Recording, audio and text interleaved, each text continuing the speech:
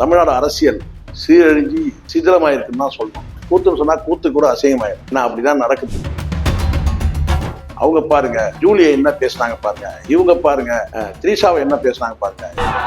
எங்க தண்ணி வருதோ இல்ல அங்க தண்ணி வரணும். அசிங்கமா பேசுறதுக்கு டிவிக்கும் டிஎம்கேக்கும் கடும் போட்டியே நடக்குது. இப்போ கடந்த காலத்துல இப்படிதான் பேசுவாங்க, அது உண்மையும் தான். ஆனாலும் அது ஒரு எல்லையோட இருந்துச்சு. இப்ப அந்த திமுக அந்த எல்லையெல்லாம் தாண்டி போயிட்ட மாதிரி இருக்கு. டிவிக்கவும் கொஞ்சமும் நாங்க சமைச்சது இல்லை அப்படின்ற மாதிரி தான் வந்து நடந்துக்கிறாங்க, பேசுறாங்க, நம்ம பாக்குறோம். இது எங்க போய் நிற்கும்? ரெண்டு தரப்புலையும் வந்து பாயிண்ட் எடுத்து வைக்கிறாங்க. ஆபாசமா பேசுறது நீயா நானா? அவர் வாயில வந்துடும் சொன்னாரு, எங்களுக்கு வாயிலேயே வந்துடுச்சு. டிவிகே வெர்சஸ் என்டிகேன்னு வந்துருமோ ஒரு வேலை அப்படின்னு சொல்லி மடைமாற்றம் செய்யறதுக்கு இந்த வழக்கு, திடீர்னு ஒரு வழக்கு.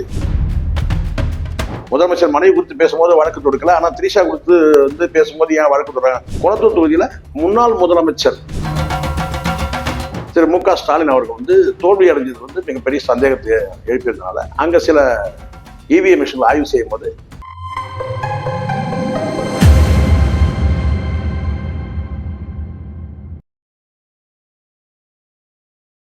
வேங்கை வல்லேரனுக்கு என் அன்பான வணக்கம். தற்போது தமிழ்நாடு அரசியல் களம் எப்படி இருக்கு?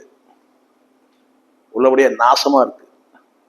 நாகரிகம் இல்லாம சீரழிஞ்சி சிதிலமாயிருக்குன்னு தான் சொல்லணும். ஏன்னா நடக்கக்கூடிய இந்த கூத்துக்களை பார்க்கும்போது, கூத்துன்னு தான் சொல்லணும். இதை கூத்துன்னு சொன்னா கூத்து கூட அசிங்கமாயிடும். ஏன்னா அப்படிதான் நடக்குதுங்க. ஒரு அரசியல் கண்ணியம், அரசியல் நாகரிகம்ன்றது ரொம்ப கேவலமா போயிட்டு இருக்கிறத நம்ம பார்க்கிறோம். இதை வந்து பொதுமக்களே காரி உமிழக்கூடாத அளவுக்கு தான் இன்னைக்கு வந்து எதிர்கட்சியும் ஆளுங்கட்சியும் நடந்துக்கிறத பார்க்கிறோம். பலரும் இந்த இணையத்துல வந்து சில செய்திகள் விடுறாங்க, இது சரியா, இது நியாயமா, இது நியாயமா அப்படின்னு வந்து இழிவான வார்த்தைகளை பதிவு பண்றத பார்க்கிறோம்.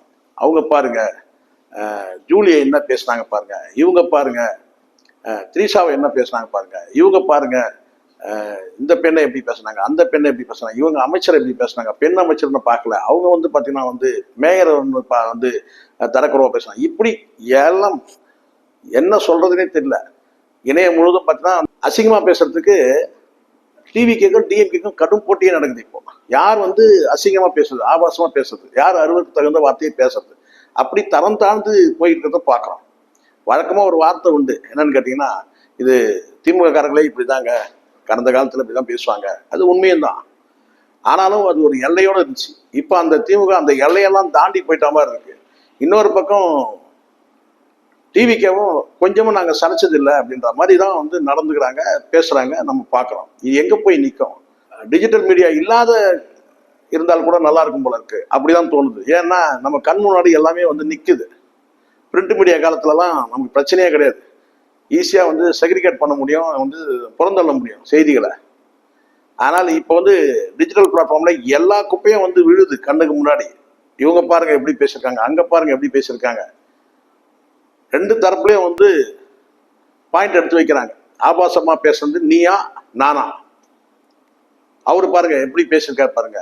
டேஷ் முதலமைச்சர் வந்து டேஷ் விட்டாரு, அதுக்கு நாங்க பரவாயில்லைங்க, நாங்க தண்ணின்னு தான் பேசணும். அவர் வாயில வந்துடும் சொன்னாரு, எங்களுக்கு வாயிலேயே வந்துடுச்சு. இப்படிதான் நடக்குது. இதுக்கு பின்னாடி என்ன இருக்கு? இது வந்து பார்த்தீங்கன்னா எனக்கு உள்ளபடி நான் சொல்றேன், குறிப்பிட்டு சில விஷயங்களை மடைமாற்றம் செய்யறதுக்கு இது டிராமாவும் சந்தேகம் இருக்கு. இப்ப அதுதான் இந்த காணொலியில் நான் பேச போறேன். சில விஷயங்களை வந்து பின்னுக்கு தரணும். 2 மெகா விஷயங்கள் நடந்ததை நான் பார்க்கிறேன்.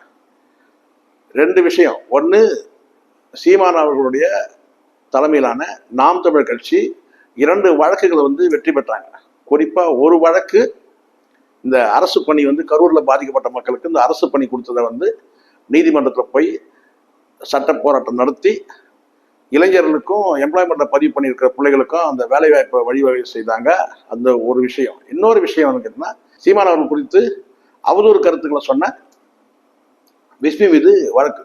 இந்த 2 வழக்குகளையும் வந்து வெற்றி பெற்றாங்க. அது மிகப்பெரிய பேசும் பொருளாச்சு. அதை தொடர்ந்து சீமான் அவர்கள் பேசிய மேடை பேச்சு பல்லாவரத்துல 2 நாட்களுக்கு முன்னாடி பேசின அந்த பேச்சு வந்து மிகப்பெரிய அளவுக்கு வைரல் ஆச்சு. மக்கள் மத்தியில ஒரு விவாத பொருளாச்சு. இந்த இடத்துல வந்து இது எங்க வந்து டிஎம்கே வெர்சஸ் டிவிகே வெர்சஸ் டிஎம்கேன்றதுக்கு வந்து பாத்தீங்கன்னா வந்து ஒரு மாற்றா வந்து டிவிகே வெர்சஸ் என்டிகேன்னு வந்துருமோ ஒரு வேலை அப்படின்னு சொல்லி மடைமாற்றம் செய்யறதுக்கு இந்த வழக்கு, திடீர்னு ஒரு வழக்கு, ஏற்கனவே வந்து கடந்த காலத்துல எல்லாரும் பேசிட்டு தானே இருக்கிறாங்க. இதை விட கடுமையான வார்த்தையெல்லாம் வந்து உதயநிதி வந்து பேசியிருக்காரு. குடும்பம் குறித்தே பேசியிருக்காரு, மனைவி குறித்தே பேசியிருக்காரு. முதலமைச்சர் மனைவி குறித்து பேசும்போது வழக்கு தொடுக்கல, ஆனா திரிஷா குறித்து வந்து பேசும்போது ஏன் வழக்கு தொடுறாங்க? திரிஷாவும் கூட இதுக்கு முன்னாடி வந்து பலரும் பேசியிருக்காங்களே, அப்பெல்லாம் வந்து வழக்கு தொடுக்காம இப்ப ஏன் வழக்கு தொடுறாங்கன்னா எனக்கு சந்தேகம் இருக்கிறது. ஒருவேளை சீமான் அவருடைய அந்த மேடை பேச்சும் அவர் எழுப்பிய சில கேள்விகளுக்கு மிகப்பெரிய ஒரு ரெஸ்பான்ஸ் இருந்ததுனால, நீதிமன்ற வழக்குகள் 2 வழக்குகள் வெற்றி பெற்றதுனால அந்த அந்த புகழ், அந்த பேர் வந்து பார்த்தீங்கன்னா மக்கள் மத்தியில் பெரிய அளவில் பேசப்படுது. அதை மடைமாற்றம் செய்யறதுக்காக இந்த திரிஷா கதையை எடுத்து விட்டாங்கன்னு சந்தேகமா இருக்கு எனக்கு. முதல்ல இந்த பாயிண்ட் ஒன்று எனக்கு உள்ளபடியே சந்தேகம் இருக்கு. ஏன்னா சீமானுடைய பேச்சு எப்போது இல்லாத பேச்சு, வரலாறு காணாத ஒரு பேச்சு வந்து எழுப்பியிருந்தாரு. நியாயமான கேள்விகளை கேட்டிருந்தாரு.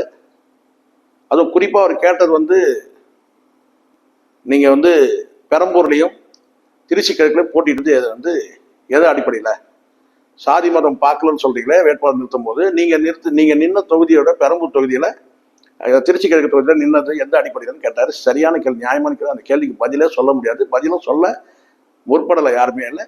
இதை தாண்டி ஏன் இந்த மடைமாற்றம் கேட்டால், சீமான் அவர்களை எந்த கேள்வி கேட்டாலும் விஜய் அவர்களோ அல்லது விஜய் சுற்றி இருக்கக்கூடிய அந்த 4 நபர்கள் வந்து பதில் சொல்லாம இளம் அமைச்சர்களை விட்டு பதில் சொல்றது, அதுவும் எகத்தாளமா பதில் சொல்றது, ஒரு நேரடியா பதில் சொல்லாம வெறுப்பு அரசியல் சொல்லி பேசுறது. வெறுப்பு அரசியல் எங்க சீமான் பண்றாரு? கேட்கிற கேள்வி நியாயமான கேள்வி, அதுக்கு பதில் இல்லை. சீமான் கேட்கக்கூடிய கேள்விக்கு இவங்க கிட்ட பதில் இல்லைனாலும் நீங்க வெறுப்பு அரசியல் சொல்லி பேச. சரி, இது ஒரு பக்கம் இருக்கு.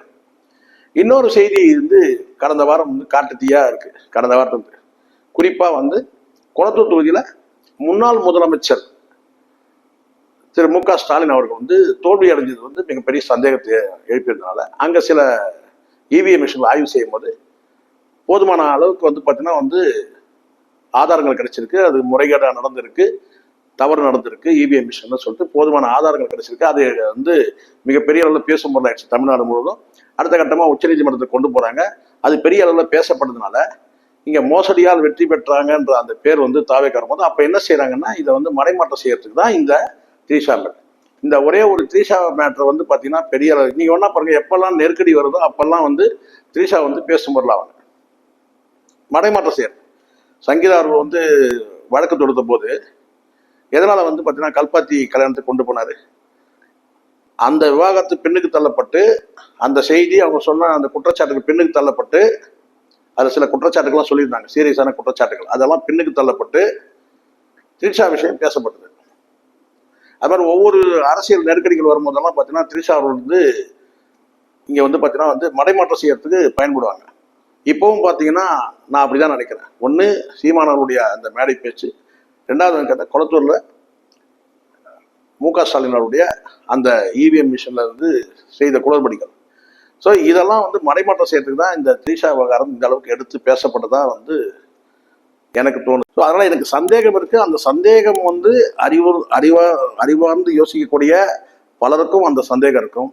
ஏன்னா ஒரு சாதாரண வழக்கில் கூட இது வந்து நீங்க 9 செக்ஷன் போட்டிருந்தா கூட பாத்தீங்கன்னா மேடையில பேசல ஒரு விஷயம், அதுவும் நேரடியா குறிப்பிடாத ஒரு விஷயம், அது ஆபாசமா அருவருக்கத்தகுந்த வார்த்தையா இருந்தா கூட பாத்தீங்கன்னா அதை நிரூபிக்கிறதும் ரொம்ப சிரமம்.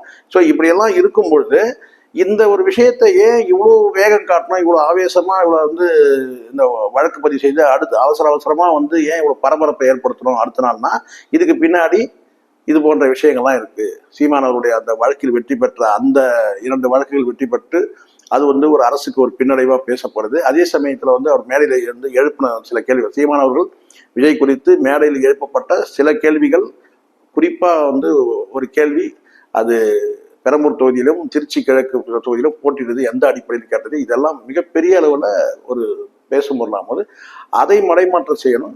அப்படியே இந்த சைட்ல வந்து பாத்தீங்கன்னா முன்னாள் முதலமைச்சர் மு க ஸ்டாலின் அவர்கள் தோல்வி அடைஞ்சது எதனால், அந்த இவிஎம்ல ஏற்பட்ட குளறுபடிகள் தான் என்று ஆதாரப்பூர்வமா தெரிய வந்த உடனே அதையும் வந்து அந்த செய்தியும் வந்து மக்கள்கிட்ட பரவலா பேசப்படும் போது இந்த 2 செய்திகளும் வந்து மடைமாற்றம் செய்யணும்னா அப்ப என்ன செய்யணும்னா மூணாவதா ஒரு பெரிய விஷயத்தை எடுக்கணும். அப்போ பெரிய விஷயமா ஆக்கணும். அப்ப இந்த இடத்துல வந்து பாத்தீங்கன்னா திரிஷாவை வந்து மையப்படுத்தி ஆபாசமா அவர் பேசினா சொல்லிட்டு ஒரு தகவல் எடுத்தாங்க.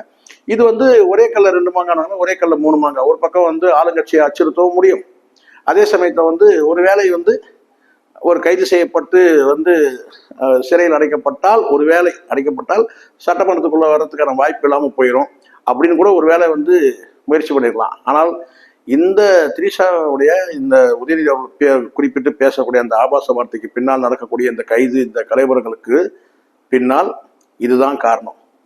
2 விஷயங்களை பின்னுக்கு தரணும். ஒன்று சீமானவருடைய மேடை பேச்சு, அந்த 2 வழக்குகள் வெற்றி பெற்றது. இந்த சைடில் வந்து திரு மு.க. ஸ்டாலின் அவர்கள் வந்து கொளத்தூர் தொகுதியில்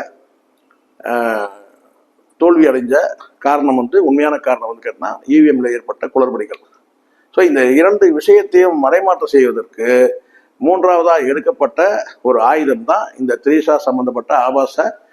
அதுக்காக நீங்க வந்து இதை முட்டு கொடுக்குறாங்க. நான் எனக்கு என் வாழ்க்கையில எதுக்கும் முட்டு கொடுக்குற பழக்கமே கிடையாது. நீதியை நேர்மையா பேசணும்னு நினைக்கிறேன், நீதியை பேசணும்னு நினைக்கிறேன், நேர்மையா பேசணும்னு நினைக்கிறேன். இது உள்ளபடியே எனக்கு உள்ள அந்த சந்தேகம் வலுக்குது.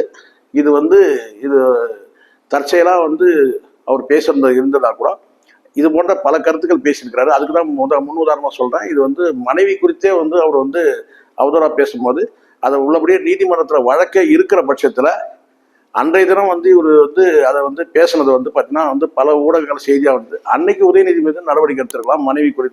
மனைவி தொடர்ந்த விவாகரத்து வழக்கு கொடுத்து, அல்லது அந்த விவாகரத்து வழக்கில் வந்து அவர் தேவையில்லாமல் தலையிடுறான்னு சொல்லி வந்து தாராளமாக வந்து அன்னைக்கு உதயநிதி மீது வழக்கு தொடுத்திருக்க முடியும். ஆனால் அன்றைக்கு செய்யாமல் இன்னைக்கு திரிஷா விவகாரத்தை எதுக்காக எடுத்து பண்றாங்கன்னா, இந்த 2 விஷயங்களும் பெண்ணுக்கு தரணும். ஒன்று சீமானவருடைய அந்த மேடை பேச்சு, மேடை கேள்விகள் மற்றும் இந்த வழக்கில் வெற்றி பெற்ற அந்த விஷயத்துல அதனால் ஏற்பட்டக்கூடிய அந்த மக்கள்கிட்ட ஏற்பட்ட அந்த எழுச்சி, அந்த நாம் தமிழர் கட்சி மீதான புகழ்ச்சி, இதையெல்லாம் மறைமாற்றம் செய்யணும். இன்னொரு பக்கம் வந்து மு.க. ஸ்டாலின் அவர்கள் தோல்வி அடைஞ்சது சம்பந்தமா வந்து எழக்கூடிய பல கேள்விகள், இவிஎம் மிஷினில் ஏற்பட்ட குளறுபடிகள்லாம் வந்து பார்த்தீங்கன்னா ஆதாரப்பூர்வமாக தெரிய வந்ததுனால, ஸோ இந்த 2 விஷயங்களும் பின்னுக்கு தள்ளணும், மறைமாற்றம் செய்யணும், மக்களுடைய கவனத்தை திசை திருப்பணுன்றதுக்காக தான் இந்த திரிஷா விஷயத்துல ஒண்ணுமே இல்லாத ஒரு விஷயத்தை வந்து ஊதி பெருசாக்கி ஒரு நாள் முழுவதும் கலைபுரமாக்கினது எனக்கு மிகுந்த சந்தேகத்தை ஏற்படுது. அறிவார்ந்த நபர்கள் உங்ககிட்ட நான் பேசியிருக்கிறேன், நீங்களும் வந்து கொஞ்சம் யோசிச்சு பாருங்க. நன்றி, வணக்கம்.